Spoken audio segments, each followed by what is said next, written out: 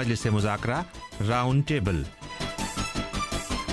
अहम वाक़यात और मसाइल पर मुबस्सरीन और माहिरीन के बेलाग तबसरे और तबादला ख्याल। पेश खिदमत है हमारा आज का प्रोग्राम राउंड टेबल। अस्सलाम वालेकुम, ये वॉइस ऑफ अमेरिका वाशिंगटन है। मैं हूं असद हसन और प्रोड्यूसर हैं फ़ायज़ा बुखारी। आज हमारे राउंड टेबल का मौजू है दहशतगर्दी, सकाफ़ती तसादुम, गुर्बत जैसे आलमी मसाइल और आलमी क़यादत की ज़िम्मेदारियाँ। सामीन, दुनिया में किसी भी खित्ते पर नज़र डालें तो सियासी, सकाफ़ती, मजहबी बुनियादों पर तसादुम की सी एक कैफियत नज़र आएगी। कई इलाके बाकायदा खाना जंगी की लपेट में हैं, कई ममालिक को फ़िरका वारियत ने लपेट में ले रखा है और दाइश जैसी तंजीमें उसका फ़ायदा उठा रही हैं। कहीं नस्ली बुनियादों पर इम्तियाजी सलूक की शिकायत हैं।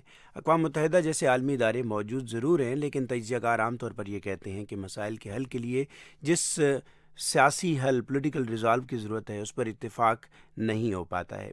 ये मसाइल ऐसे हैं कि पूरी दुनिया को अपनी लपेट में लिए हुए हैं। सो इस तरह जब दुनिया सिमट कर एक गाँव की सूरत सामने आने लगी है, तो इन मसाइल का हल भी एक कलेक्टिव और इज्तिमाई ख्याल किया जाता है। ये एक मुस्तहकम आलमी समाज कैसे तश्कील पा सकता है, रहनुमाओं की क्या ज़िम्मेदारियाँ हैं, और ख़ास तौर पर ऐसे वक्त में जब दुनिया के स्टेज पर टेक्नोलॉजिकल एडवांसमेंट्स हो रही हैं, और ये टेक्नोलॉजिकल एडवांसमेंट्स जो हैं वो जोहरी तवानाई के शोबे में भी हैं, और बहुत सारे लोगों को उस बारे में ख़तरात रहते हैं कि कोई भी एक गैर ज़िम्मेदाराना इक़दाम पूरी दुनिया के लिए ख़तरा बन सकता है, उसकी तबाही का सबब बन सकता है। माहौलियाती चैलेंजेस हैं और वबाएँ हैं, मसाइल हैं, गुर्बत हैं। सो एक आलमी बेहतर समाज जो है वो कैसे तश्कील पा सकता है, इस पे हम बात करेंगे। हमारे पैनलिस्ट में हमें ज्वाइन करें प्रोफेसर खुर्शीद नदीम साहब, किसी तारुफ के मोहताज नहीं, मुमताज़ स्कॉलर हैं, तजियाकार हैं। राना महबूब साहब हमें ज्वाइन करेंगे, कालम निगार हैं और तजियाकार हैं, करंट इंटरनेशनल अफेयर्स के राइटर हैं, और आज ही उनका एक कालम जस्टिन ट्रूडो और नया बयानिया का मुबेशसी पस मंज़र में सामने आता है, जो बताता है कि नई लीडरशिप के करैक्टरिस्टिक्स क्या हों जो दुनिया को एक महफूज मकाम बना सकते हैं। डॉक्टर प्रोफेसर हसन अब्बास साहब कुछ देर बाद हमारे साथ होंगे।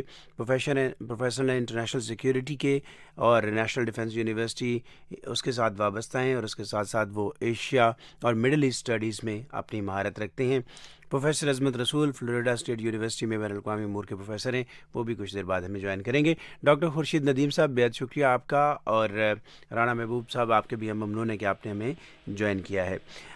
खुर्शीद नदीम साहब, सबसे पहले एक थोड़ा सा जिक्र तो हमने इब्तदाइये में किया है, लेकिन आपके ख़्याल में ये जो सेंचुरी, ये जो सदी जा रही है, आलमी क़यादत के सामने सबसे बड़े मसाइल क्या हैं? देखिए, आपने बिल्कुल सही कहा इब्तिदाइये में कि हम इस दौर में दाखिल हो गए हैं कि जब एक ग्लोबलाइज्ड वर्ल्ड की तरफ हम बढ़ रहे हैं। 20वीं सदी में हमने एक नेशन स्टेट का तजर्बा किया आलमी सतह पे, और अब हम नेशन स्टेट के मरहले से गुजर के एक ग्लोबलाइजेशन के मरहले में दाखिल हो गए। अब तो मुफादात भी मुश्तरका हैं, नुकसानात भी आलमी इंसानियत के मुश्तरका हैं, लेकिन इस इश्तराक को रूबामल लाने के लिए, उसको किसी लाएअमल में बदलने के लिए कुछ चीज़ें अभी हायल हैं जो हमें किसी नतीजे तक पहुंचने में रुकावट बनी हुई हैं। आपके इल्म में है कि ये बिल्कुल 20वीं सदी की आखिरी दहाई में हमारे मुफक्करीन ने इस पे सोचना शुरू किया, और उन्होंने बाद में ये कहा कि हम एक क्लैश ऑफ सिविलाइजेशन की तरफ जा रहे हैं। 1993 में हंटिंगटन साहब ने जो बात कही, बाद में फिर फुकुयामा वगैरह उन लोगों ने कहा कि इंसानियत जो है वो अपने एक सफ़र को मुकम्मल कर चुकी, खास जगह पे पहुंच चुकी, और हम गोया इख्तिताम तारीख की तरफ बढ़ रहे हैं। अगरचे बाद में उन्होंने अपने इस थीसिस को रिविजिट किया और उनको ये अंदाजा हुआ कि नहीं, अभी तारीख का सफ़र जारी है, एक लीनियर शक्ल में आगे बढ़ रहा है। हर दौर, जब आप जानते हैं कि पहले मेरा ख्याल है किसी मुफक्कर, किसी अहले दानिश के दिमाग में प्रवेश पाता है और उसके बाद उसका ज़हूर सतह ज़मीन पर होता है। वो इकबाल ने जो कहा था कि जहां ने ताज़ा की है अफकार ताज़ा से नबूद। तो ग्लोबलाइजेशन के इस चैलेंज को सामने रखते हुए जो एक नई सोच और एक नया फिक्र और फलसफा चाहिए था, मुझे लगता है कि उस जानब अभी कोई फिक्री तौर पे पेशकदमी नहीं हो पाई। मसलन एक चीज दुनिया ने रियलाइज की कि अगर सतह जमीन पर कहीं पोलियो का मर्ज पाया जाता है, पोलियो का वायरस पाया जाता है, तो इंसानियत को मुश्तरका तौर पर उसको खत्म करने की कोशिश करनी चाहिए। और उसके लिए जदोजहद भी हुई, और आपको पता है कि कैसे मुल्क हैं उन्होंने गरीब मुल्कों को इमदाद दी कि वो इस वायरस को खत्म करें। یہ جو سینسٹیوٹی ہے، حساسیت ہے پولیو کے مرض کے بارے میں، پولیو کے وائرس کے بارے میں، وہ حساسیت سماجی ایشوز کے بارے میں انسانوں میں ابھی پیدا نہیں ہو سکی. کہ مثلا یہ جو دولت کی ایک غیر مساوی تقسیم ہے، یہ بھی اصل میں ایک ایسا وائرس ہے کہ جو سماجی زندگی کو برباد کر دیتا ہے. یہ جو طاقتور اور کمزور کے اندر کشمکش ہے، اگر اس کو بھی کسی نظم کے تحت نہ لایا جائے تو یہ بھی ایک ایسا وائرس ہے کہ جو انسانی زندگی کو، سطح زمین کو فساد سے بھر دیتا ہے. یہ جو لوگوں کی آزادی ہے بنیادی طور پر، ان کو فیصلہ کرنے کا حق ہے، اپنی مرضی سے جینے کا حق ہے، اس کو اگر ہم نے پوری طرح سے سسٹمائز طریقے سے آگے نہیں بڑھا اور لوگوں کو موقع نہیں دیا تو اس سے بھی جو محرومی پیدا ہوگی، یہ بھی کہ ایسا وائرس ہے جو زمین کو فساد سے بھر دے گا. میرا اندازہ یہ ہے کہ اس دور کا جو دانشور ہے عالمی سطح پر، اس نے ان چیزوں کو اس سطح پہ ریئلائز نہیں کیا، وہ حساسیت دکھائی نہیں دی دنیا میں کہ جو یہ بتاتی کہ وسائل کی تقسیم سے لے کر انسانی آزادی تک کے جو اقدار ہیں وہ انسانیت کو مشترکہ طور پر اس کے لیے جدوجہد کرنی چاہیے، بالکل ایسے ہی جیسے آپ نے پولیو کے وائرس کے خلاف یا چیچک کے وائرس کے خلاف آج سے کچھ عرصے پہلے جدوجہد کی تھی. تو میرا خیال یہ ہے کہ یہ ایک پہلا قدم ہے جو ابھی اٹھنا ہے اور جو نہیں اٹھا نئے دور کی طرف، گلوبلائزیشن کے اس دور کے اندر، کہ انسانی سماج کو آپ انسانی سماج سمجھیں. وہ امریکہ میں ہے، وہ برطانیہ میں ہے، وہ مشرق وسطیٰ میں ہے، وہ چین میں ہے، کہیں بھی ہے، اور انسانیت کی مشترکہ میراث کے طور پر چیزوں کو دیکھیں، اس کی دکھ کو بھی اشتراک کی نظر سے دیکھیں، اس کے سکھ کو بھی اشتراک کی نظر سے دیکھیں. یہ وہ بنیادی نقطہ ہے جس کی تفہیم میرا خیال ہے بہت ضروری ہے، اس کے بعد ہی شاید ایک بہتر معاشرہ تشکیل پا سکے. اور اسی لیے ہمارا آج یہ موضوع بھی ہے، اور آپ نے ایک بڑی کلاسک ایگزامپل سامنے رکھی ہے پولیو کی، کہ اگر اس کے حل کے لیے جو ایک پوری دنیا کو اپنا شکار کیے ہوئے تھی، پوری دنیا اس کے اوپر اتفاق کر سکتی ہے، تو باقی جو سماجی موضوعات ہیں، سماجی مسائل ہیں، اس میں بھی حساسیت اگر پیدا کی جائے تو اس کا تدارک کیا جا سکتا ہے، حل تلاش کیا جا سکتا ہے. رانا محبوب صاحب، بہت شکریہ آپ کا، آپ نے بھی ہمیں جوائن کیا، ہمارے لیے اپنے وقت نکالا. آپ فرمائیے گا، آپ کے سامنے جو اس وقت عالمی قیادت ہے، سب سے بڑے چیلنجز کیا ہیں؟ کیا وسائل اور وسائل کے اوپر زیادہ سے زیادہ دسترس اس وقت ان کا معاملہ ہے؟ کہیں اخلاقی معیار اس کے اوپر پورا اترنے میں کمی بیشی ہو رہی ہے؟ ایشوز کیا ہیں؟ کیونکہ جو ایشوز ہیں وہ تو گلوبل ہیں. وہ ٹیررزم ہو، اس پہ دنیا کا اتفاق ہے، اینالسٹ کا اتفاق ہے کہ اب یہ کسی ایک ریجن، کسی ایک ملک کا مسئلہ نہیں رہا، لیکن اس کا جو ریزالو ہے وہ ایک کلیکٹیو ریزالو، کلیکٹیو ایکشن نظر نہیں آتا ہے. آپ ایلیبریٹ کیجیے گا. جی تھینک یو. میرے خیال ہے جیسے آپ نے کہا، خورشید ندیم صاحب نے فرمایا، بڑی خوبصورت مثال دی ہے. لیکن دنیا کو اس وقت جن بڑے چیلنجز کا سامنا ہے، بسائڈ دس کے اس میں ڈیزیزز ہیں اور باقی چیزیں ہیں، میجر جو پرابلمز ہیں جس وقت اس وقت دنیا جو ہے trying to grapple with those problems, ان میں سے سب سے بڑا چیلنج ایٹمی جنگ کا ہے. دوسرا ماحولیاتی آفات کی جو پروبیبلٹی ہے، اور جس کو دنیا بائی اینڈ لارج بڑے ملک اور خاص طور پر صدر ٹرمپ کے آنے کے بعد امریکہ اگنور کرنے کی کوشش کر رہے ہیں. اور تیسرا جو ہے وہ ہے ٹیکنالوجیکل ڈسرپشن، کہ کسی وقت بھی آرٹیفیشیل انٹیلیجنس یا روبوٹ جو ہیں وہ یہ جو ہماری دنیا ہے اس کو ٹیک اوور کر سکتے ہیں. باقی چھوٹے مسائل ہیں، یہ تین بڑے مسائل. اب ان کو ٹیکل کرنے کے لیے اپروچ ہمیں وہی چاہیے جو پولیو کو ٹیکل کرنے کے لیے استعمال ہوئی، کہ یہ دنیا ہم سب کی ہے، یہ کرۂ ارض جو ہے اس پر ہمارا مستقبل ایک دوسرے سے جڑا ہوا ہے. اب دیکھیں، اس کو جو میں نے آج اپنے کالم میں بھی بات کی وہ یہ تھی کہ ان مسائل کو ٹیکل کرنے کے لیے جو نیا بیانیہ ایوالو ہو رہا ہے، اتفاق سے وہ چھوٹے ممالک سے ہو کے آ رہا ہے. مثلا جیسنڈا آرڈرن نے جب نیوزی لینڈ میں حملہ ہوا تو اس نے کیسے اخلاقی طور پر دنیا کی قیادت سنبھال لی اور ایک نیا نیریٹو دیا. دیکھیں، ایک قہرمان امریکہ کے مقابلے میں ایک مہربان نیوزی لینڈ جو ہے وہ کس طریقے سے ڈومیننٹ ہو کر سامنے آیا اس کا بیانیہ.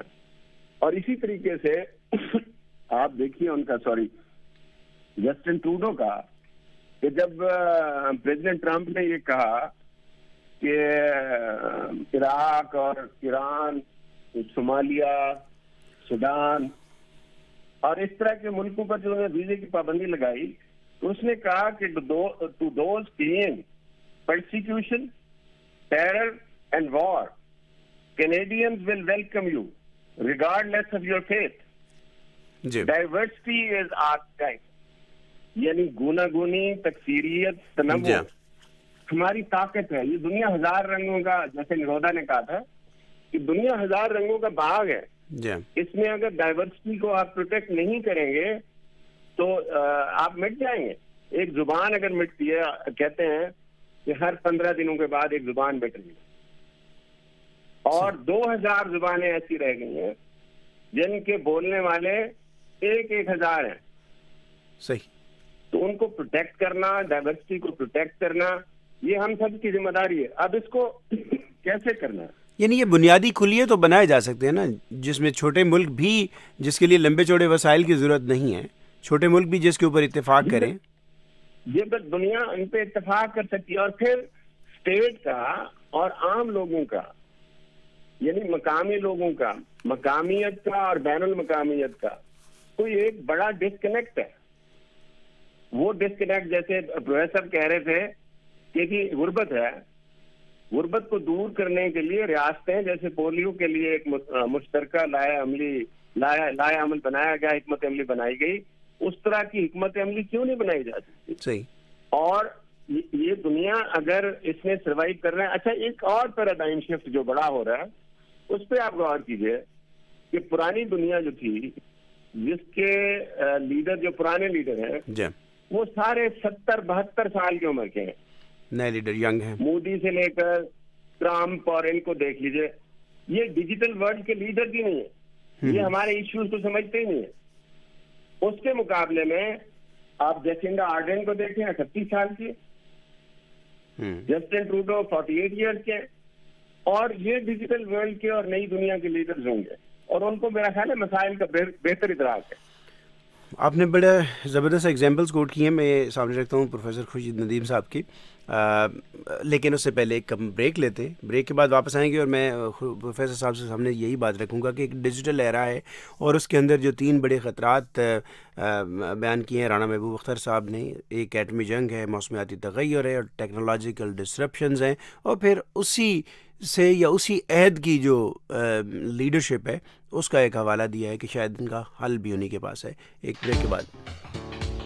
اردو VOA کے فیس بک پیج پر اب نیوز بلیٹنز بھی پیر سے جمعہ پاکستانی وقت کے مطابق رات 8، 9، 10 اور 11 بجے. ہمارے فیس بک پیج کی ID ہے www.facebook.com/VOA Urdu. یہ وائس آف امریکہ واشنگٹن ہے. پروگرام ہے راؤنڈ ٹیبل، جس میں موضوع ہے ہمارا عالمی مسائل اور عالمی قیادت کی ذمہ داریاں. ہمارے ساتھ موجود ہیں اس پہ بات کرنے کے لیے رانا محبوب اختر صاحب، تجزیہ کار ہیں، صاحب کتاب ہیں. پروفیسر خورشید ندیم صاحب ممتاز اسکالر ہیں. خورشید ندیم صاحب، آپ یہ فرمائیے گا، آپ اتفاق کرتے ہیں کہ ایکچولی ظاہر ہے یہ جو ٹیررزم کی ہم نے بات کی ہے، باقی بیماریوں کی، مسائل کی بات کی ہے، ریجنز پرٹیکولرلی اس سے متاثر ہیں، اس کا امپیکٹ یا امپلیکیشن پوری دنیا کے لیے، لیکن جن 3 چیزوں کا حوالہ محبوب اختر صاحب نے دیا ہے، یہ کہیں بھی اگر کوئی قباحت جنم لیتی ہے تو پوری دنیا کو وہ اپنی لپیٹ میں لے سکتی ہے. ایٹمی جنگ، موسمیاتی تغیر، ٹیکنالوجیکل ڈسرپشنز، اور پھر سلیوشنز ان کے خیال میں جو اسی سینچری کے، اسی عہد کے لوگ ہیں، ان کے پاس ہو سکتا ہے. آپ کی رائے؟ یہ محبوب صاحب نے بالکل درست کہا، اور اس میں کوئی شبہ ہی نہیں ہے کہ یہ تینوں بڑے ایشوز ہیں. لیکن میں ان کی بات کو ایک اور زاویے سے آگے بڑھاؤں گا. دیکھیے، جو دنیا کی ترقی یافتہ اقوام ہیں، تاریخی عمل یہی ہے کہ وہ دنیا کی لیڈرشپ کا منصب فطری طور پر ان کے پاس ہوتا ہے. فکری طور پر، اخلاقی طور پر، سیاسی طور پر، معاشی طور پر وہ لیڈرشپ کے منصب پر فائز ہوتے ہیں. ان کے قائم کردہ افکار، ان کے اختیار کردہ اقدامات سے ساری دنیا پہ اثر پڑتا ہے، اور وہ گویا ایک نیو ورلڈ آرڈر کا اجرا کرتے ہیں، اس کا آغاز کرتے ہیں. 20ویں صدی میں اگر آپ دیکھیے تو ہم نے یہ محسوس کیا تھا کہ جیسے ایک پولرائزڈ دنیا سے ہم نکل رہے ہیں. سوویت یونین کے انہدام کے بعد خاص طور پہ یہ محسوس ہوا کہ جیسے ہم وہ جو ایک منقسم دنیا تھی، بائی پولر ورلڈ تھی، اسے ہم نکل کے ایک گویا بین الاقوامی معاشرت کی طرف بڑھ رہے ہیں اور ایک قوت کے ساتھ، اور گویا ایک ہمارے پاس کوئی نیا ورلڈ آرڈر آنے والا ہے جس کو ہم آگے بڑھانے جا رہے ہیں۔ لیکن یہ بات آگے جا کے محسوس ہوئی 21ویں صدی میں کہ ترقی یافتہ اقوام نے اخلاقی طور پر اپنی لیڈرشپ کے منصب کے تقاضوں کو پورا نہیں کیا، اور وہ دنیا اسی طرح سے پولرائز رہی، اکنامکلی بھی اور اخلاقی طور پر بھی اور بادی طور پر بھی، اگرچہ سیاسی طور پر وہ پولرائزیشن ختم ہو گئی۔ مثلا آپ دیکھیے کہ یہ جو نوح حریری وغیرہ جیسے لوگ دانشور ہیں جو چیزیں لکھ رہے ہیں آج کل، وہ یہ بتا رہے ہیں کہ اس وقت ترقی یافتہ معاشرے کے مسائل بالکل اور ہیں، ترقی پذیر معاشرے کے مسائل بالکل اور ہیں۔ وہ ہمیں بتا رہے ہیں کہ ترقی یافتہ معاشرہ اس وقت یہ سوچ رہا ہے کہ وہ موت پر کیسے قابو پا لے، وہ اپنے لیے کیسے ڈیوائن رائٹس اور ڈیوائن اختیارات حاصل کر لے، یہ اس کا چیلنج ہے۔ اور وہ ہمیں بتا رہے ہیں کہ ترقی یافتہ دنیا اب اس مرحلے سے آگے گزر چکی کہ جس میں لوگ قحط سے مر جاتے تھے، لوگ غربت سے مر جاتے تھے، یہ اب اس کا مسئلہ نہیں رہ گیا۔ اب تو لوگ اوبیسٹی سے، لوگ اب موٹاپے سے، زیادہ کھانے سے مر رہے ہیں، غربت اس کا مسئلہ نہیں رہا۔ لیکن ہم جانتے ہیں کہ دنیا کا ایک بڑا حصہ ایسا ہے کہ جو ابھی تک کا غربت کی لپیٹ میں ہے، بھوک اور افلاس کی لپیٹ میں ہے۔ بنیادی انسانی زندگی خطے غربت کی جو اس سے کم تر زندگی گزار رہا ہے، بنیادی انسانی حقوق، بنیادی انسانی ضروریات تکمیل نہیں ہوتی۔ ایک بڑا انسانیت کا ایسا ہے وہ پورا طبقہ کہ جس کو 2 وقت کا کھانا نہیں مل رہا۔ اس کا مطلب یہ ہے کہ دنیا بدستور پولرائزڈ ہے، اگرچہ سیاسی اعتبار سے نہ صحیح، لیکن وسائل کے عدم تفاوت کی وجہ سے اور ان کے درمیان کو مساوات نہیں رہی۔ یہ وہ ایشو ہے جس کو میں سمجھتا ہوں کہ اخلاقی طور پر وہ جو ترقی یافتہ اقوام تھے انہوں نے اس کو پوری طرح سے ایڈریس نہیں کیا۔ ضرورت اس بات کی تھی کہ جب آپ نیو ورلڈ آرڈر دے رہے ہیں یا کوئی بھی جو ٹرینڈ سیٹر قوتیں ہیں، وہ نیو ورلڈ آرڈر عالمی قوتوں کی مفادات کی تحت نہ دیں، بلکہ عالمی لیڈرشپ پہ فائز ہونے کی وجہ سے ان کی ذمہ داری ہے کہ وہ ساری دنیا کے نفع و نقصان کے کانٹیکس میں کوئی ورلڈ آرڈر لوگوں کے سامنے رکھیں۔ وہ بدقسمتی سے نہیں رکھا جا سکا، اور محبوب صاحب کی یہ بات بالکل درست ہے کہ جیسے اس وقت امریکہ کو یہ منصب حاصل تھا تو ہم یہ توقع رکھتے ہیں کہ امریکہ کا صدر اخلاقی اعتبار سے بھی اس درجے پہ کھڑا ہوگا جہاں وہ مادی اعتبار سے کھڑا ہے۔ امریکی صدر سے مراد یہ ہے کہ امریکی معاشرہ جو ہے وہ، جس کو صدر جیمی کارٹر نے بھی کی طرف توجہ دلائی کہ آپ کا جو اخلاقی معیارات ہیں وہ بھی ایک عالمی قوت کے شایان شان ہونے چاہیے۔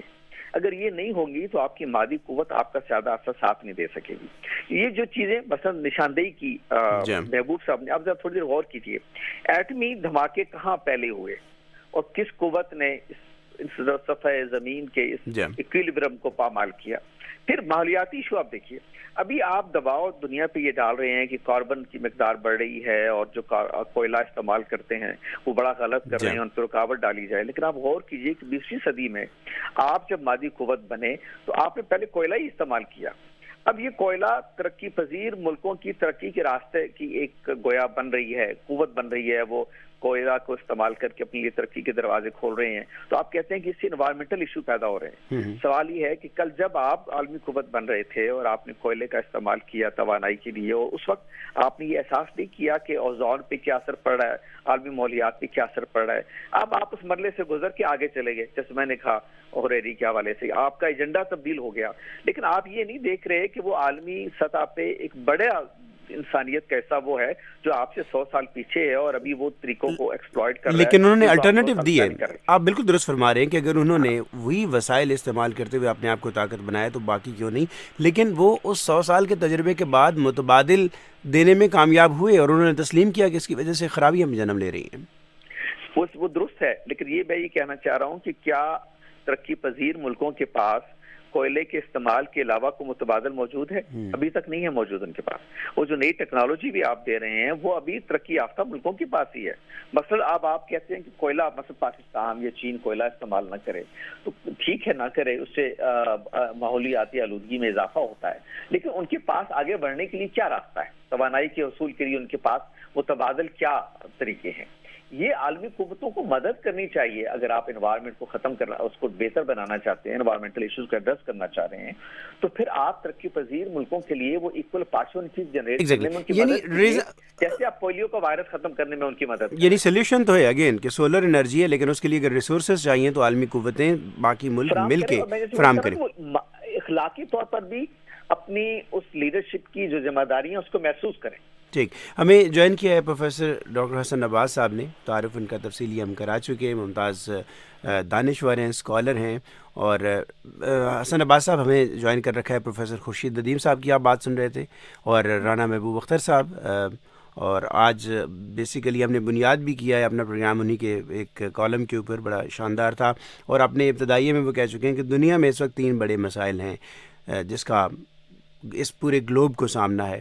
ایک تو ایٹمی جنگ ہو سکتی ہے، موسمیاتی تغیر اور ٹیکنالوجیکل ڈسرپشنز، یعنی روبوٹ اگر کنٹرول کر لیں گے. سو جو لیڈرشپ ہے وہ بھی نئی ہونی چاہیے، اسی عہد کی ہونی چاہیے تاکہ وہ کوپ کر سکے ان چیلنجز کو. آپ کے خیال میں اس پورے گلوب کے لیے اب جب کہ اس کو گلوبل ولیج بن چکا ہے، گلوبلائزیشن نے کنیکٹ کر دیا ہے، کہیں پہ اس کے ثمرات ہیں، کہیں پہ اس کے ثمرات کے سبب دباؤ ہے، آپ چھوٹے ملکوں کے اوپر دیکھ لیں. سو عالمی لیڈرشپ کی رسپانسبلٹیز کیا ہیں؟ وہ میں اب اس لمحے گفتگو جہاں پہ ڈیولپ ہو چکی ہے میں کہہ سکتا ہوں کہ دہشت گردی جیسے چھوٹے مسائل سے لے کے یہ ایٹمی جنگ جیسے بڑے مسائل تک جو وہ گلوبل لیڈرشپ ہے اس کی کیا ذمہ داریاں ہیں؟ جی، پہلے تو بہت شکریہ اپنے پروگرام پہ بلانے کا. جن صاحب کا آپ نے نام دیا میں ان کا بڑا مداح ہوں. بات یہ ہے کہ باتیں جو 3 بڑے مسائل کا ذکر کیا یہ اپنی جگہ پہ بالکل درست ہیں.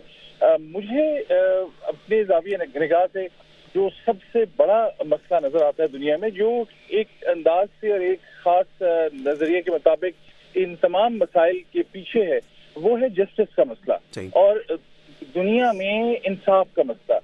اس لیے کہ بہرحال سب سے پہلے یہ چاہے کسی طرح کی جنگ ہو، چاہے کسی طرح کے وسائل کا مسئلہ ہو، اس میں انسان ہے جو وکٹم ہے، اور اس انسانوں کے بیچ میں جو میں وہ فارمر مارکسسٹ لفظ استعمال کر رہا ہوں لیکن اس سے میرا مقصد وہ نہیں ہے، جو ہیو ناٹ کا ایشو ہے، یا جو آپ یہ کہیں گے کہ دنیا میں ڈسپیرٹی ہے، جن لوگوں کے پاس بہت کچھ ہے اور جن کے پاس کچھ نہیں ہے. یہ سب کا سب جو ہے انصاف کے یا کسی جو گلوبل کانسیپٹ ہے انصاف اور جسٹس کا، اس کے نہ ہونے کی وجہ سے یا جو ناانصافی ہے اس کی وجہ سے.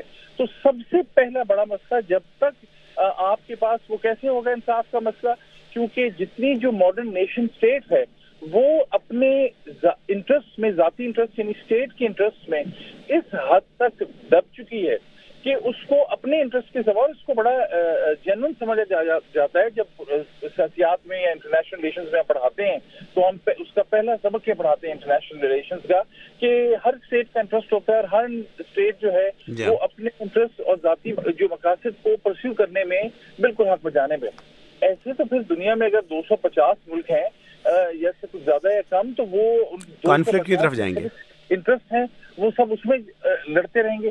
تو جو انصاف ہے یعنی کوئی گلوبل ایسے میکنزم، چاہے وہ یونائٹڈ نیشنز کو اب خود سمجھا جاتا ہے کہ اس میں کیونکہ 5 طاقتوں کے پاس بہت زیادہ پاور ہے تو وہ بھی کسی بھی نظریے سے انصاف کا ذریعہ نہیں ہے، لیکن یعنی موجودگی اور یا ایبسنس کہنا چاہیے، absence of any global system جو جسٹس یا جو رول آف لا بیسڈ ہو.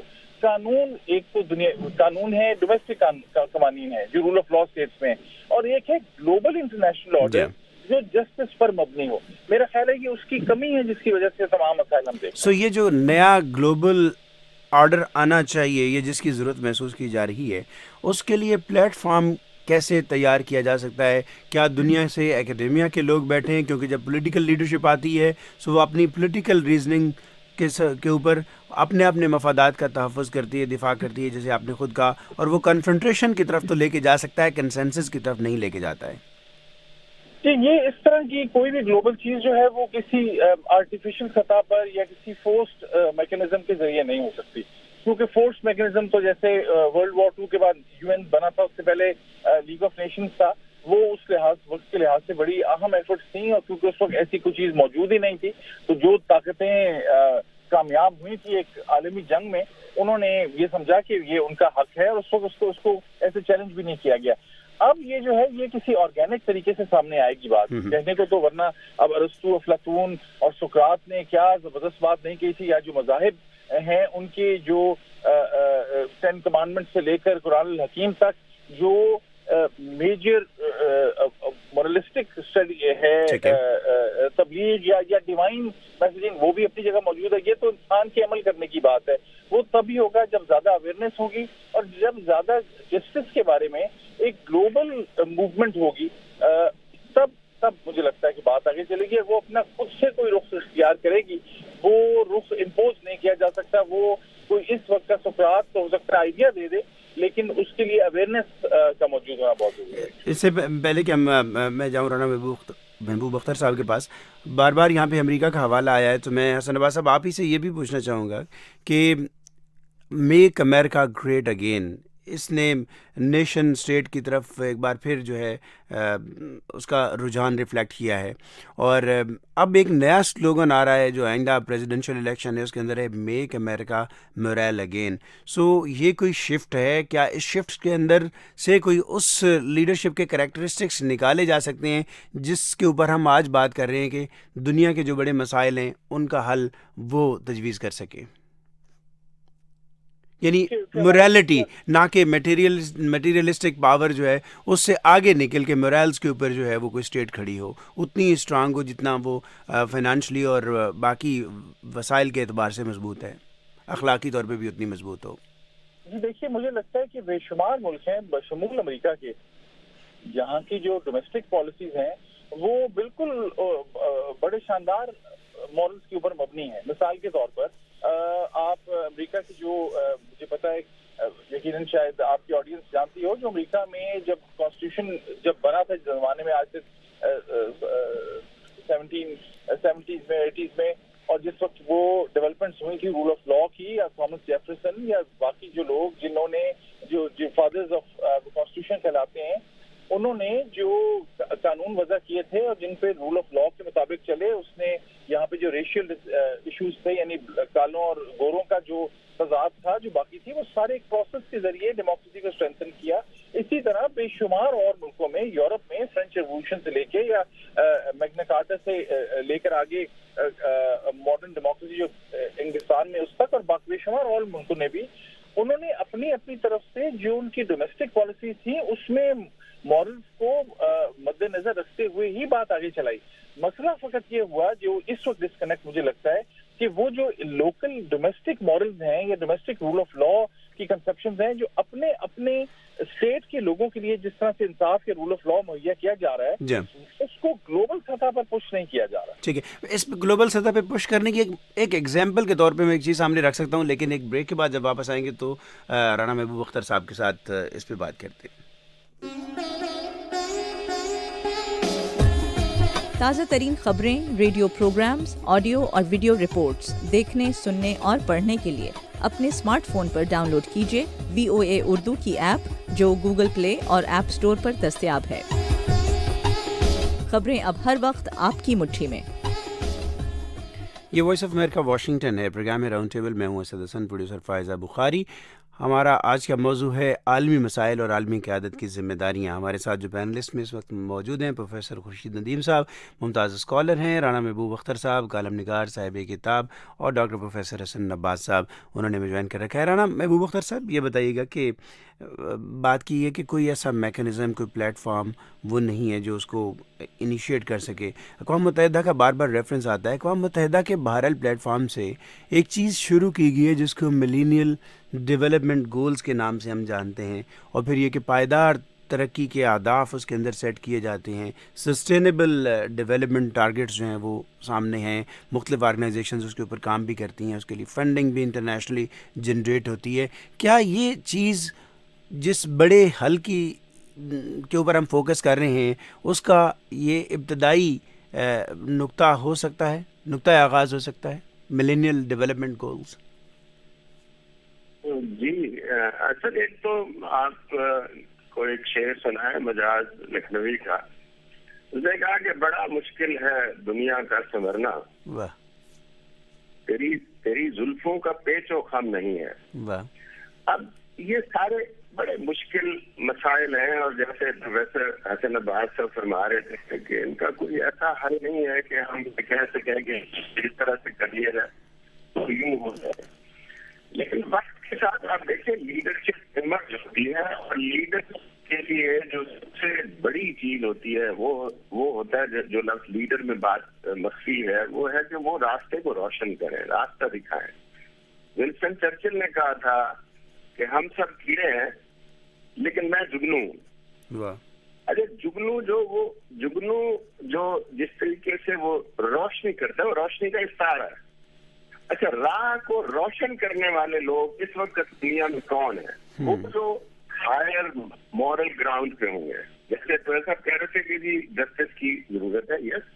اب جسٹس کیسے ہوگا؟ ایک تو وہی لوگوں کو غصہ آتا ہے مارکسین ٹرمینالوجی پہ ہیو اینڈ ہیو ناٹ کی بات ہے۔ تاریخ جو ہے اس نے کہا کہ 7 تاریخ جو ہے وہ دراصل کافی کشمکش کا نتیجہ ہے، غریب اور امیر کے مفادات کی لڑیں گے۔ اب غریبوں کو جب تک آپ ساتھ نہیں ملائیں گے اور دنیا میں یہ جو ڈسکنیکٹ ہے ریاست کا اور ان مظلوم اور محکوم عوام کا، اس کو جب تک آپ بریک نہیں کریں گے، اور اس کو بریک اس وقت کون کر رہے ہیں؟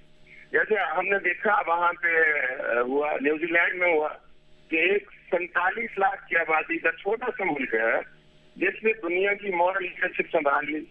جسٹن ٹروڈو نے جو کیا کہ جی اس نے جب امریکہ پابندیاں لگا رہا تھا 6-7 مسلمان ملکوں کے لوگوں پہ، ان کے ویزا کی پابندی انہوں نے لگائی، اس نے کہا کہ میرے ملک میں آ جائیے کہ ڈائیورسٹی از مائی اسٹرینتھ۔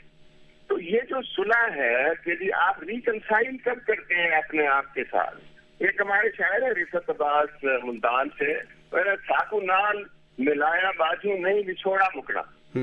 جب تک آپ ہمیں ان مقامی لوگوں کو، غریب لوگوں کو مقامیت اور بین المقامیت، قومیت اور بین الاقوامی جو ایشوز ہیں ان میں کوئی سنکرونائزیشن نہیں ہوگی، اور لوگوں کے مفادات ایک مشترکہ دنیا کے لیے، ایک خوشحال دنیا کے لیے، ایک خوش دنیا کے لیے ایک طرح کے نہیں ہوں گے، اس وقت تک یہ بچھوڑا ختم ہوگا نہیں۔ آپ نے بہرحال ادب اور فلسفے کے ساتھ جس طرح سے سنکرونائز کیا ہے عالمی مسائل کو، وہ بہت خوبصورت ہے۔ تھینک یو سو مچ، ہمارے ساتھ رہیے گا۔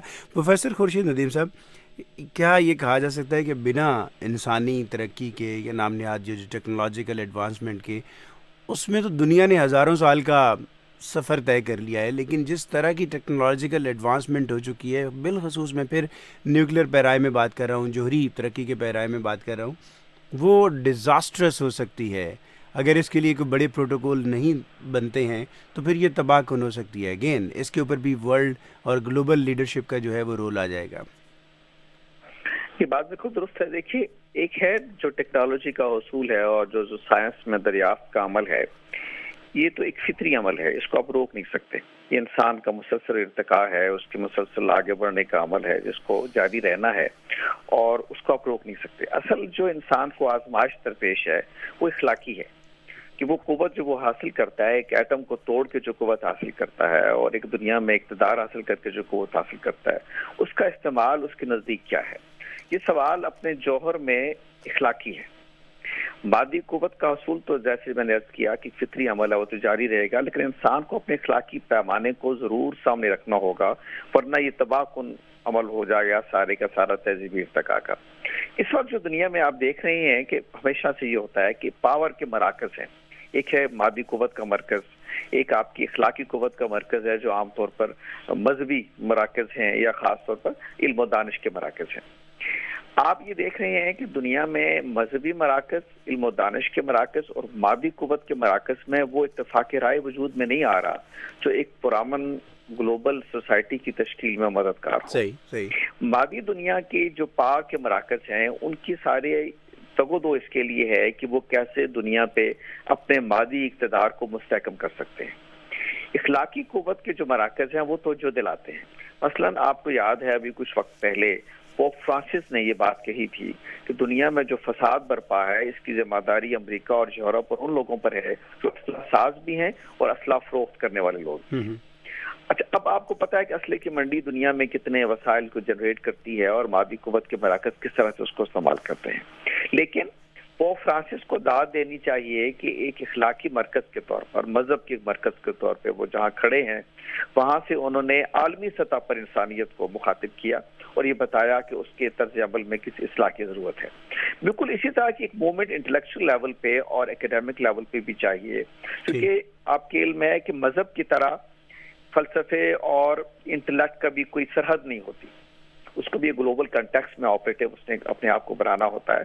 तो मैं ये समझता हूँ कि एक ज़रूरत है इस बात की कि आलमी सतह पे मजहब के जो मराकज़ हैं, जैसे पोप फ्रांसिस एक इंस्टीट्यूशन मौजूद है, अगेन मॉरल यानी रिलीजन को हम मोरालिटी में लेके जाएं। जी जी बिल्कुल, यानी वो जो इंसान के अंदर मॉरल वैल्यूज की वो इदारे जो मॉरल वैल्यूज की तश्कील करते हैं उनको हम ज्यादा स्ट्रांग बनाएं और उनसे काम लें। जैसे एक मजहब भी है, जैसे एक आपकी फलसफे और फिक्र अमल की और दानिश की रवायत है, उसको भी आगे बढ़ाएं और एक कंसेंसस पैदा करें। ठीक है, लेकिन वेस्ट तो प्रोफेसर साहब वेस्ट तो खुद इस बात पे नाज़ा है कि उसने एक तरह से कलीसिया से और इन्हीं इंस्टीट्यूशन से अपनी जान छुड़ा के ये इंसानी तरक्की हासिल की है, एक बेहतर जमहूरी मुआशरे कायम किए हैं। अगर वापस उसको उसी तरफ धकेल दिया जाए तो उसके फिर अपने कॉन्सिक्वेंसेस भी होंगे। नहीं, देखिए वो एक और चीज़ है, मजहब को आपने रिडिफाइन किया रिफॉर्मेशन वगैरह की मूवमेंट के बाद उसके रोल को, लेकिन मजहब के रोल को आप इंसानी जिंदगी से निकाल नहीं सके, आप निकाल नहीं सकते, अभी भी ये मुमकिन नहीं है। असल चीज़ ये है, इसी तरह से जैसे हम ये कहते हैं कि इंटेलेक्चुअल ग्रोथ का जो अमल है उसको भी आप इंसानी जिंदगी से नहीं निकाल सकते। जो चीज़ करने की है वो ये है कि इंसान के मॉरल जो उसका पोटेंशियल है उसको नुमाया करते हुए उसको ये बावर कराया जाए कि मजहब है या इंसानी दानिश है, इनको असल में इंसान को अमन देने के लिए, उसको खुशी मसरत देने के लिए, उसकी तरक्की के असबाब और इम्कानात पैदा करने के लिए वक्फ होना चाहिए। मजहब के रोल को आप कभी खत्म नहीं कर सके, लेकिन जब आपने उसको डायरेक्शन नहीं देने की कोशिश की तो फिर वो दाइश की शक्ल में नमूदार हुई, वो फिर अलकायदा की शक्ल में नमूदार हुई। तो एक पोटेंशियल मौजूद होता है, बिल्कुल ऐसे ही जैसे मादी पोटेंशियल होता है, मैंने पहले भी अर्ज किया कि एटम को तोड़ के आपने तवानाई तो हासिल कर ली, ये अमल आप रोक नहीं सकते, लेकिन इसको जब आप इखलाकी समत नहीं देंगे तो फिर ये एटम बम बनेंगे, ये फिर दुनिया की न्यूक्लियर वार का एक चैलेंज खड़ा कर देगा। तो पोटेंशियल जो जिंदगी में है, इखलाकी पोटेंशियल है, वो जो मुख्तलिफ इदारों में जब तश्कील पाते हैं तो उन इदारों के रोल को हमें चाहिए कि इंसानियत की फलाह बहबूद के लिए इस्तेमाल करें। मजहब भी उनमें है, इंसानी दानिश का जो अमल है उसमें भी है। तो इस पे एक काम होना चाहिए कि मादी कुव्वत के मराकज, इखलाकी कुव्वत के मराकज और फिक्र फलसफा के मराकज में एक इत्तेफाक राय पैदा हो इंसानियत के इज्तिमाई मुफाद के लिए। जी डॉक्टर हसन नवाज साहब, सो रिलीजियसिटी, मजहब और अखलाकी इदारे ये गाइड कर सकते हैं क्या? ये फिर समझा जाए कि जो पॉलिटिक्स है, जो सियासत है, उससे ऐसा कोई फैसला, ऐसा कोई जो प्लान ऑफ एक्शन या राह वो वहाँ से कशीद नहीं हो सकती है, ड्राइव नहीं हो सकती है? देखिए, ये बड़ी खुशी से आपने खूबसूरत बात की है। मैं इसका एक मिसाल फकत ये देता हूँ। अमेरिका के अंदर जो अमेरिका की दरगाहें हैं, पॉलिटिकल सिस्टम है, उसमें ये बहस बड़ी अब जोरों शोर से एक मौजूद है कि जब ये इनका ओरिजिनल कॉन्स्टिट्यूशन लिखा गया था जो 7 प्रोविंस पे खड़ा हुआ है, कि वो जो ओरिजिनल वैल्यूज थी थॉमस जेफरसन की या जो जेम्स, जो 5-7 इनके बड़े लोग थे, बेंजामिन फ्रैंकलिन की, कि वो क्या उनकी दुनियावी इल्म था जिसने उनको इस सतह पे लाया कि वो एक बड़ा जबरदस्त कॉन्स्टिट्यूशन बनाते, या उनकी जो क्रिश्चियन रिलीजियस वैल्यूज थी उन्होंने किया? कुछ लोग कहते हैं उनकी मॉरल ट्रेनिंग थी, वो उन्होंने मजहब को सियासत से अलग किया, क्योंकि मजहब को सियासत से जब तक अगर मिला दिया जाए तो जो वेस्टर्न एक्सपीरियंस है वो बड़ा खौफनाक रहा है। 30 इयर्स वॉर के सिलसिले में, हॉलोकॉस्ट को कह सकते हैं बीच में, लेकिन जो यहाँ की मजहबी जंगें हुई जो मुसलमानों की मजहबी जंगों से बहुत ज्यादा खौफनाक थी, यानी ये एक बहस यहाँ मौजूद है। मुझे लगता है कि बिल्कुल ये सही फरमाया उन्होंने। मैं उसमें शामिल सिर्फ ये करूंगा कि जो आपके रिलीजियस इंस्टीट्यूशन हैं, मजहबी दरगाहें हैं या दानिशकदे हैं या यूनिवर्सिटीज हैं, यानी जो ये स्कॉलरली ट्रेडिशन है वहां से आपकी मॉरल लीडरशिप आएगी, और वो जो मजहबी हमारे इदारे हैं कह लें तो सारी दुनिया में, थोड़ा सा मैं ये जरूर कहूँगा कि मुझे लगता है कि मुसलमान इसमें जरा ज्यादा पीछे रह गए अपने शानदार और बड़े ताबनाक माजी के बावजूद। जो मुसलमान की दरगाह है वो जो जिस जमाने में जो बगदाद के मदरसे थे या जो हिस्टोरिकली मदरसे का रोल था वो बड़ी दूसरी जानिब चला गया और वो बड़ा पॉलिटिकली मिसयूज हुआ। تو یہ کہنا درست ہے. اور خاص کر پھر جو مذہبی یہ ادارے ہیں انہوں نے اپنے اپنے مذہب کو, چاہے وہ کرسچینٹی کے ہوں, چاہے جوڈیزم کے ہوں, چاہے ہندوازم کے ہوں, چاہے مسلمانوں کے ہوں, انہوں نے اپنے اپنے مذہب کے اندر وہ اتنے آئسولیٹڈ ہو گئے کہ انہوں نے یہ جو مذہبی ہم آہنگی تھی, کوئی مورل نیا ورلڈ ویو کریٹ نہیں ہوگا جب تک ایک انٹر ریلیجس ڈائلاگ نہیں ہوگا, یا مذہبی ہم آہنگی نہیں ہوگی, یا جب تک دوسرے مذہب کے انسان کو بھی انسان نہیں سمجھا جائے گا. ہم یہ حالت دیکھ رہے ہیں, ساؤتھ ایشیا میں بھی دیکھ رہے ہیں, مڈل ایسٹ میں بھی دیکھ رہے ہیں کہ جو یہ پلورلزم ہے اس کا کس حد تک فقدان ہے. ویسٹ میں بھی دیکھ رہے ہیں اپنی سطح پہ اسلاموفوبیا کی نظر سے یا کسی اور نظر سے. تو یہ کہنا بالکل میرے خیال میں درست ہے کہ جو یہ نئی گلوبل ویژن ہے, لیڈرشپ تو جو پولیٹیکل لیڈرشپ ہے وہ تو فالو کرے گی جو بھی یہ نیا ویژن ہوگا, جس کے آثار ہیں, جس طرح نیوزی لینڈ والی مثال دی گئی ویسی اور بھی بہت سی مثالیں ہیں. تو یہ جو ویژن کی لیڈرشپ ہے اس میں کوئی نئی بات نہیں آنی, اس میں فقط اویئرنیس آنی ہے. اور ان کے ساتھ کچھ ایسی طاقتوں نے کھڑے ہونا ہے, وہ انسان نہیں ہوں گے, وہ عام پولیٹیکل سسٹمز ہی ہوں گے, وہ عام ممالک ہی ہوں گے جو سٹینڈ لیں گے کسی بڑے میجر پرنسپل کے اوپر کہ یہ میجر پرنسپل آف ایکویلٹی یا میجر پرنسپل آف یہ ٹریڈ کی مثال کے طور پہ آج کل بحث چل رہی ہے, یا یہ سائنس اینڈ ٹیکنالوجی کی ڈیولپمنٹ چل رہی ہے. بڑے اہم ممالک جو ہیں وہ جو سائنٹیفک جو ڈیولپمنٹ ہو رہی ہے وہ دوسرے ممالک کے ساتھ شیئر نہیں کرتے. ایگزیکٹلی نہیں, ادروائز بھی دیکھیں نا, یہ تو پھر ہم ویسے تو گلوبل ایشوز کی بات کریں, گلوبلائزیشن کے اوپر بھی یہی اعتراض ہے کہ آپ اپنے ٹریڈ کے لیے تو ایکسیس لیتے ہیں لیکن ہیومن ایکسیس نہیں ہے, جو پھر بہت زیادہ ڈسپیرٹی کریٹ کر رہی ہے. بہت زیادہ ہر چیز کی پرائسز انٹرنیشنل مارکیٹ میں ڈالر پہ جا رہی ہیں, اور کئی ملک ہیں جس میں باشمول پاکستان کے جو ہماری ٹارگٹ آڈینس ہیں وہاں پہ مہنگائی کا طوفان ہے, اور انسانوں کے لیے اپنی جو سانس کا رشتہ بحال رکھنا ہے وہ مشکل ہو رہا ہے. ڈاکٹر حسن عباس صاحب, آپ کا بہت شکریہ, آپ نے ہمیں جوائن کیا. آپ کو اگلے پروگرام میں جانا ہے مجھے معلوم ہے, اس لیے ہم آپ کا شکریہ ادا کریں گے, آپ نے ہمیں جوائن کیا.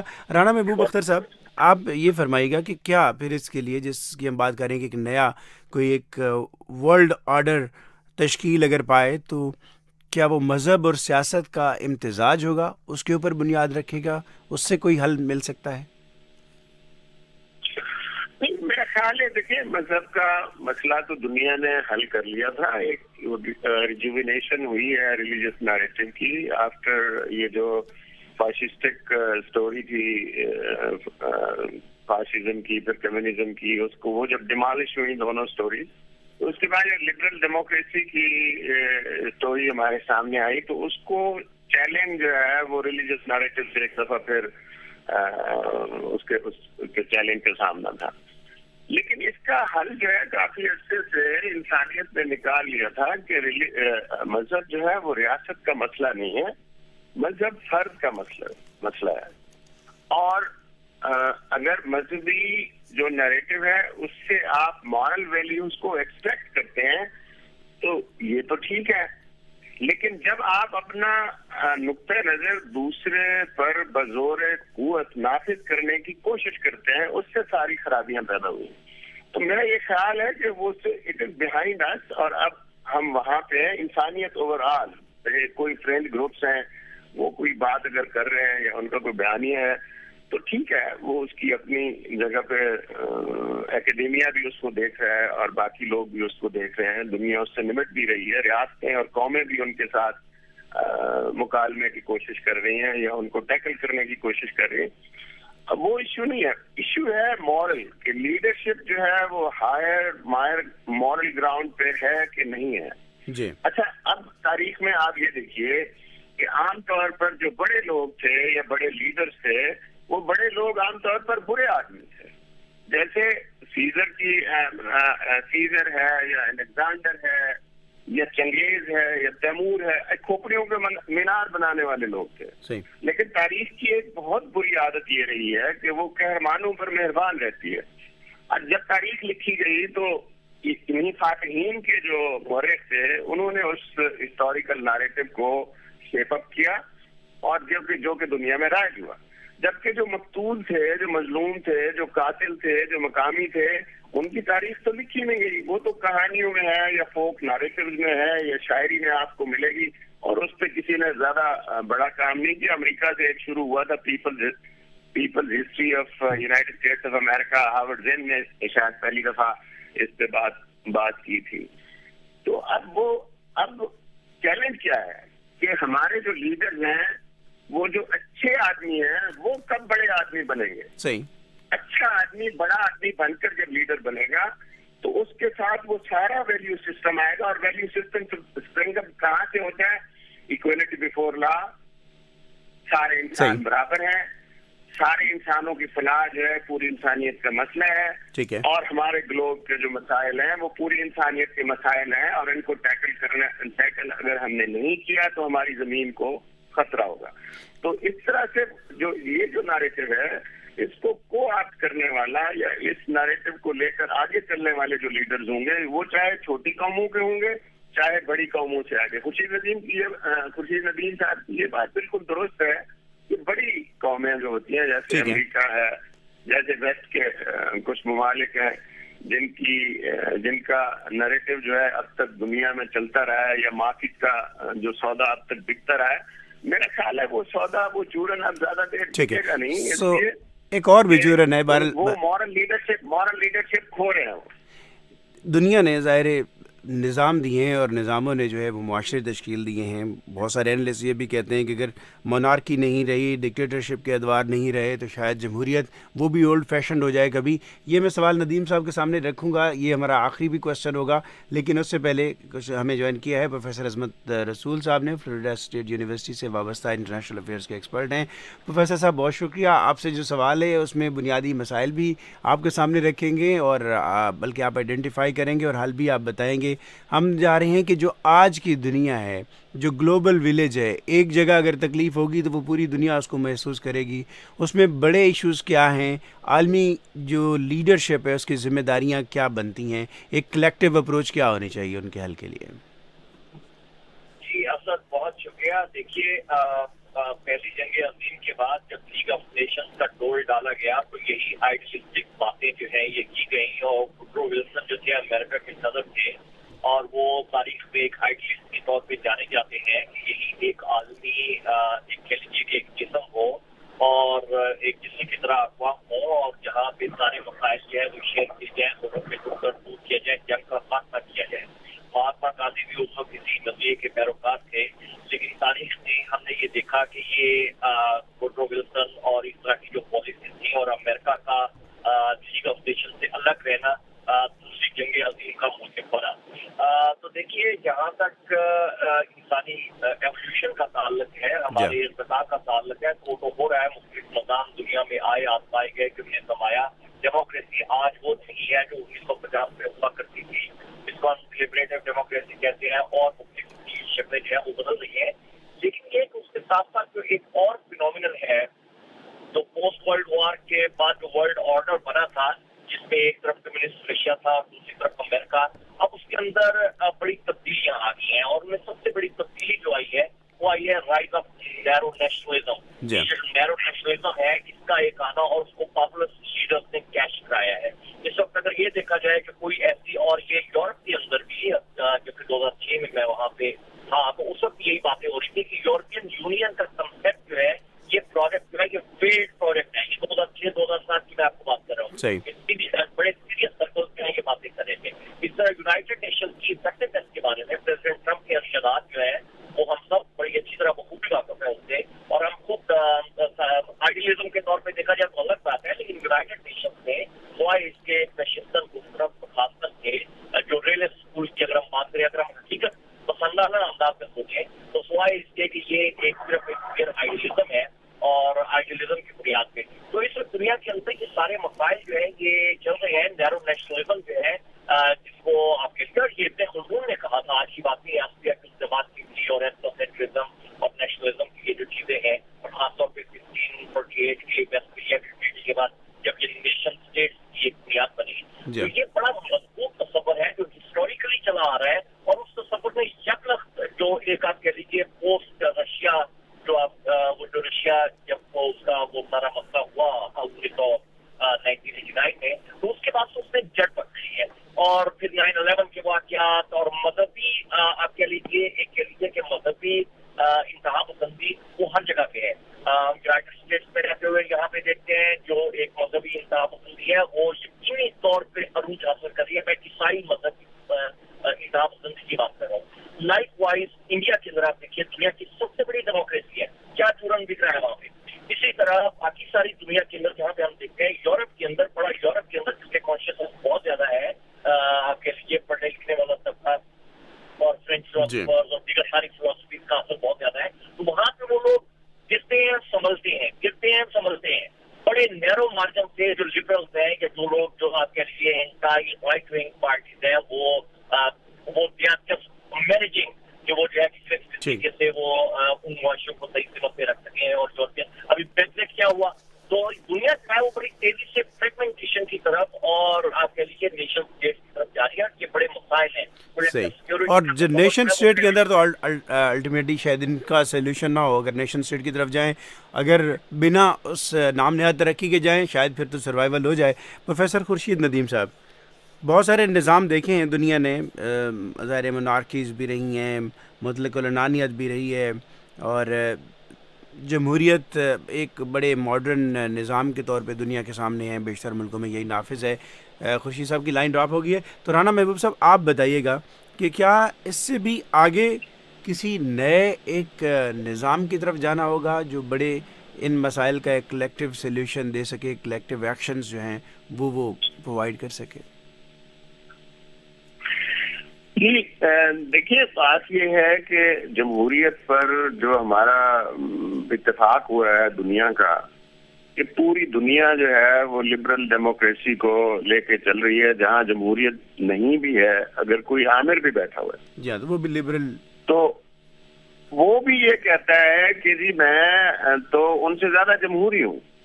اس کا مطلب کیا ہے؟ اس کا مطلب یہ ہے کہ اس بات پہ کنسنسس موجود ہے کہ لبرل ڈیموکریسی کا نظام اس وقت سکہ رائج الوقت ہے اور اس کو چلنا چاہیے. لیکن اس کو خطرہ کس چیز سے ہے؟ اس کو خطرہ ہے ٹیکنالوجیکل ڈسرپشن سے, کہ کیا ماڈرن ٹیکنالوجی جو ہے وہ اور آرٹیفیشل انٹیلیجنس, جیسے امریکن الیکشن کو ایک طریقے سے مینوور کرنے کی کوشش کی گئی, رشین انٹرفیئرنس کی بھی بات ہوتی رہی ہے, تو اس طریقے سے جمہوریت کو سیبوٹاج کرنے کی جو ایفرٹس ہو رہی ہیں وہ کامیاب ہوتی ہیں یا نہیں ہوتی. اور یہ وہ چیلنج ہے جو ماڈرن ورلڈ کے لیڈرز کو سمجھنا ہے, اور اس کو ٹیکل کرنے کے لیے اب ڈیموکریٹس بھی اس کی بات کرتے ہیں, کنزرویٹوز بھی امریکہ میں اس کی بات کرتے ہیں کہ, اور فیس بک پہ جس طریقے سے یہ ہوا کہ کس طریقے سے لوگوں کی